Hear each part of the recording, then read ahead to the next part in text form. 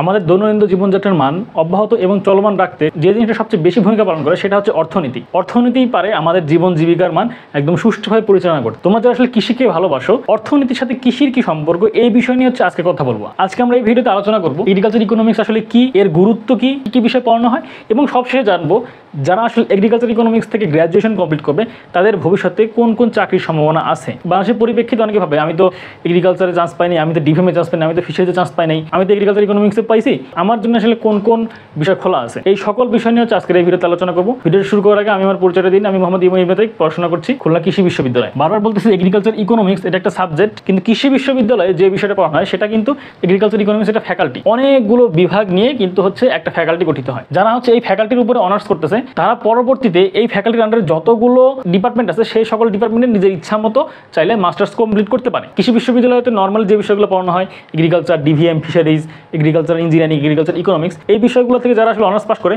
তাদেরকে কিন্তু কৃষিবিদ নামে ডাকা হয়। তুমি যদি আরও স্পেসিফিক করো, যারা এগ্রিকালচার ইকোনমিক্স নিয়ে পড়াশোনা করে তাদেরকে বলে হচ্ছে কৃষি অর্থনীতিবিদ। সে বোধ কৃষিবিদ এবং বোধ কৃষি অর্থনীতিবিদ। সর্বোপরি এটা কিন্তু একটা টেকনিক্যাল সাবজেক্ট। টেকনিক্যাল সাবজেক্ট কি এটা হচ্ছে আমি আমার বিগত ভিডিওতে বুঝাইছি। একদম সহজ ভাষায় বলতে গেলে আমরা এগ্রিকালচার নিয়ে পড়াশোনা করতেছি, আমরা যেমন ডাক্তারিতে ঢুকতে পারবো না, যারা আসলে এমবিবিএস পাস করে আসছে তারা কিন্তু ডাক্তারি করতে পারবে। এটা হচ্ছে যেমন একটা টেকনিক্যাল সাবজেক্ট, ঠিক তেমনিভাবে এগ্রিকালচার ইকোনমিক্স কিন্তু একটা টেকনিক্যাল সাবজেক্ট। চাকরির কি সুযোগ সুবিধা আছে এই সকল বিষয় আমরা পরে আলোচনা করবো। আমাদের বাংলাদেশটা কৃষি প্রধান দেশ। এই দেশের আনাচে কানাচে কৃষি জাতীয় পণ্য উৎপন্ন হয়, সেগুলো সঠিকভাবে ম্যানেজমেন্ট করার জন্য এবং এই কৃষির সাথে অর্থনীতির যে সম্পর্ক, এই বিষয়টাই হচ্ছে আসলে এগ্রিকালচারাল ইকোনমিক্স। এখানে কিছু ছোট ছোট বিষয় আছে যেটা তোমাদের একটু জেনে রাখলে সুবিধা হবে। সেটা হচ্ছে যে এই সাবজেক্টের নাম আমি কিন্তু সরাসরি লিখছি এগ্রিকালচারাল ইকোনমিক্স, আমি কিন্তু লিখিনি এগ্রিকালচার ইকোনমিক্স। যদি শুধু লিখতাম যে এগ্রিকালচার ইকোনমিক্স তাহলে শুধুমাত্র কৃষি ক্ষেত্রের সাথে যে বিষয়গুলো সম্পর্কিত এবং তার সাথে অর্থনীতির যে সম্পর্ক, এই বিষয়টা মিন করতো যে এগ্রিকালচার ইকোনমিক্স। যেহেতু আমি লিখছি এগ্রিকালচারাল অর্থাৎ কৃষি বিষয় সম্পর্কিত ইকোনমিক্স, তার মানে এই এগ্রিকালচারের ভিতরে তোমার ফিশারিজ আসবে, তোমার ডিভিএম আসবে, তোমার পিওর যে এগ্রিকালচার সেটা আসবে। এখন এগ্রিকালচার ইকোনমিক্স বলতে এটাই বোঝায় ধান বিপণন কর্মসূচি তোমার কেমন হবে, তুমি যে পশু পাখি লালন পালন করতেছো সেটা কোন সময় বিক্রি করলে তুমি অধিক লাভজনক হবা, তুমি পুকুরে মাছ চাষ করছো সেই মাছটা কোন সময় খাবার দিলে সেটা বেশি গ্রোথ হবে এবং সেটা কোন সময় বাজারজাত করলে তুমি সবচেয়ে বেশি মুনাফা অর্জন করবা, এই সকল বিষয় নিয়ে আসলে এগ্রিকালচারাল ইকোনমিক্স কাজ করে। এখন আসলে দেখবো যে এগ্রিকালচার ইকোনমিক্সের গুরুত্ব কত। সেটা হচ্ছে যে কোন সময় কোন ফসল লাভজনক, এই সকল বিষয় নিয়ে এগ্রিকালচার ইকোনমিক্স কাজ করে। জমিতে তোমার কত পরিমাণ সার, পানি এবং কি বীজ নির্বাচন করলে তুমি অধিক ফলন পাবা, সেটা তোমার জন্য বেনিফিটেড হবে। তুমি একটা জিনিস চাষ করলো, তোমার লাভের চেয়ে ক্ষতি হলো, তাহলে তো সেই জিনিস চাষ করার কোনো দরকার নেই। এই সকল বিষয় নিয়ে আসলে এগ্রিকালচারাল ইকোনমিক্স কাজ করে। কৃষি ঋণ এবং তার যথার্থ ব্যবহার, এই সকল বিষয় নিয়ে তার কনসালটেন্সি দেয়। কৃষি সেক্টরটা জাতীয় অর্থনীতিতে আরও কিভাবে সাহায্য করতে পারে, এই সকল বিষয় নিয়ে এগ্রিকালচার ইকোনমিক্স কাজ করে। ক্ষুদ্র ও মাঝারি উদ্যোক্তা তৈরির যে ইনস্ট্রাকশন, সেই বিষয়গুলো কিন্তু এগ্রিকালচার ইকোনমিক্স দিয়ে থাকে। তারা তোমাকে হাতে কলমে দেখায় যে আপনি এই কাজটা করলে আপনার এইভাবে এত % লাভ হতে পারে, এবং তারা হচ্ছে গ্রামীণ উন্নয়নের ক্ষেত্রে তারা বিশেষভাবে কাজ করে। এর আরও অনেক বিস্তারিত বিষয় আছে, সেই সকল কিছু আমার ভিডিও ডেসক্রিপশনে দেওয়া আছে। এখন আসলে দেখবো যে অনার্সের এই 4 বছর সময় এগ্রিকালচার ইকোনমিক্সরা আসলে কত ধরনের বিষয় নিয়ে পড়াশোনা করে। তোমাকে অবশ্যই জেনারেল ইকোনমিক্স পড়তে হবে এবং মার্কেটিং, ব্যাংকিং, এই সকল কিছু পড়তে হবে। গ্রামীণ উন্নয়নের ক্ষেত্রে যত ধরনের সেক্টর কাজ করে সেই সকল বিষয় তোমাকে পড়াশোনা করতে হবে। প্রাকৃতিক সম্পদ ব্যবস্থাপনা, পরিবেশ অর্থনীতি, এই সকল বিষয় তোমাকে পড়তে হয়। কৃষিনীতি কেমন হতে পারে, এই সকল বিষয়ে পড়াশোনা। আন্তর্জাতিক অর্থনীতি, বাংলাদেশ অর্থনীতি, সব কিছু তোমাকে জানতে হবে।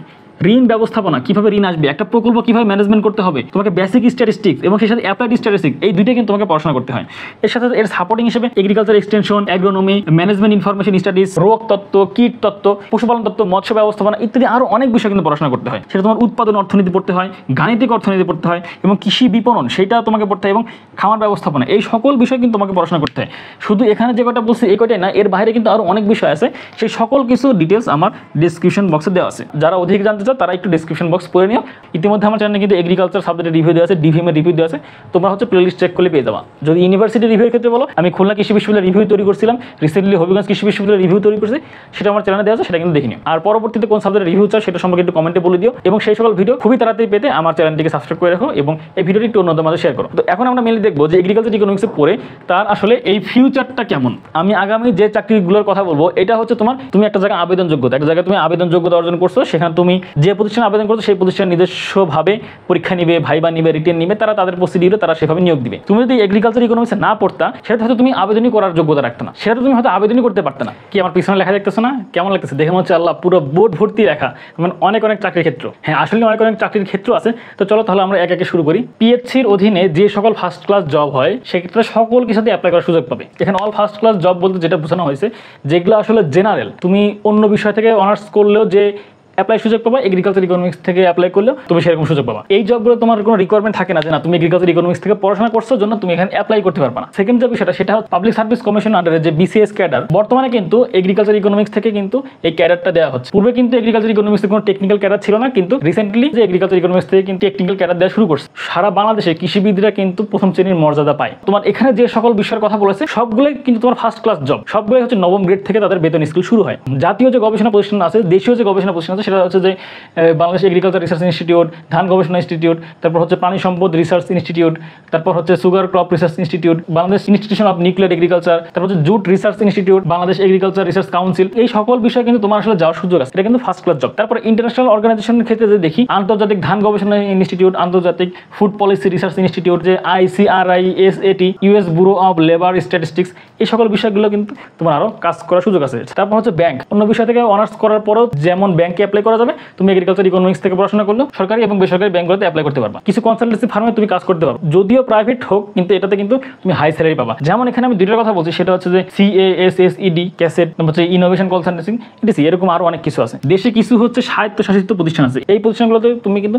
সরাসরি নবম গ্রেড হিসেবে যুক্ত হতে পারবা। যেমন এখানে আছে বাংলাদেশ এগ্রিকালচার ডেভেলপমেন্ট কর্পোরেশন, এখানে আছে বাংলাদেশ ফিশারিজ ডেভেলপমেন্ট কর্পোরেশন, তারপর হচ্ছে বার্ড, তারপর হচ্ছে পল্লী উন্নয়ন একাডেমি, পানি উন্নয়ন বোর্ড, BRDB, BIDS, এগুলোতে কিন্তু তুমি সরাসরি নবম গ্রেড হিসেবে যুক্ত হতে পারো। এরপরে কিন্তু তোমার দেশি বিদেশি এনজিওতে কিন্তু খুব ভালো স্যালারিতে তোমার চাকরি করার সুযোগ আছে। যেমন এখানে কিছু লিখছি, BRAC, CARE, Caritas, world vision, ASA, Proshika, SDA, PKSF, IDE, তারপর তোমরা USD এর নাম শুনছো, USAID নাম শুনছো, FAO, BAT, British American tobacco company, এগুলোতে কিন্তু তোমার হাই স্যালারিতে ঢোকার সুযোগ আছে। এটিসি কিন্তু আরো অনেক দেশ। এবং এই সকল কিছু বাদ দিয়েও যদি আদার্স দেখো, সেটা কিন্তু যে দেশি বিদেশি কিন্তু বিভিন্ন কোম্পানিতে তোমার কাজ করার সুযোগ আছে। Coal power generation company, electricity power generation company, তারপর দেশের বিভিন্ন সুগার মিলসে এবং নন গভর্নমেন্ট আরো অনেক ইনস্টিটিউশন আছে যেগুলো আসলে কৃষি সম্পর্কিত বিষয়। এই সকল বিষয়ে কিন্তু তোমার আসলে কাজ করার সুযোগ আছে। যারা আসলে এগ্রিকালচার ইকোনমিক্স সাবজেক্ট নিয়ে পড়তেছো তাদের কিন্তু আসলে এতটা হতাশ হওয়ার কোনো সুযোগ নেই। মোটামুটি দেশের সকল টেকনিক্যাল সাবজেক্টগুলোই আসলে ভালো। টেকনিক্যাল সাবজেক্টে কেন বলা হচ্ছে, কারণ ওই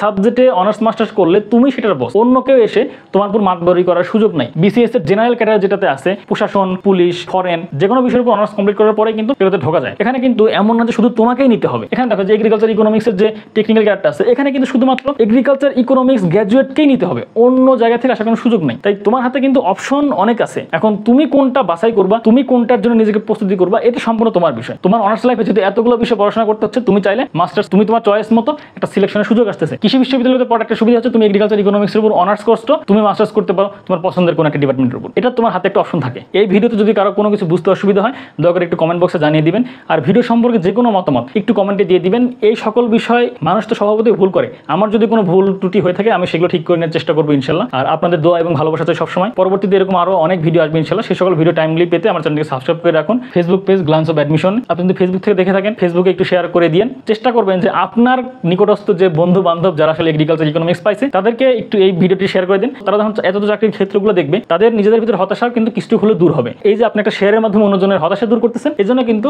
সৃষ্টিকর্তা আপনাকে অবশ্যই একটা ফলাফল দিবে। আমার জন্য দোয়া করবো যেন আমি তোমাদের সর্বদা সঠিক সময় সঠিক উপদেশ দিয়ে, সঠিক গাইডলাইন্স দিয়ে তোমাদের আগামী চলার পথটাকে আরো বেশি মধুর করতে পারি, এই আশাই ব্যক্ত করছি।